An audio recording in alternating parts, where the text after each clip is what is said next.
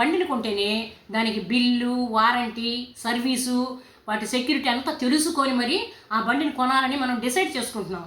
లేదంటే వద్దని బయటకు వచ్చేస్తున్నాం. అలాంటిది కొంతమంది యువకులు ఎటువంటి సెక్యూరిటీ లేకుండా ఇంట్లో వాళ్ళకి చెప్పకుండా బయటకు వచ్చేసి ధైర్యంగా ఒక ఇల్లు తీసుకొని లివ్ ఇన్ రిలేషన్షిప్ అని భార్యాభర్తలాగా మెయింటెనెన్స్ చేస్తున్నారండి. ఈ రిలేషన్షిప్ అనేది ఒక తాత్కాలికమైన ఆనందం. ఇటువంటి తాత్కాలికమైన విషయాలకు పోయి మీరు లైఫ్ గోల్స్, అన్ని అచీవ్మెంట్స్ ప్రతి ఒక్కటి మర్చిపోతారండి. రిలేషన్షిప్లో మీరు చాలా టైం వేస్ట్ చేస్తారు, చాలా డబ్బు ఇన్వెస్ట్ చేస్తారు. మెజారిటీ పీపుల్ దీంట్లో సక్సెస్సే లేదు.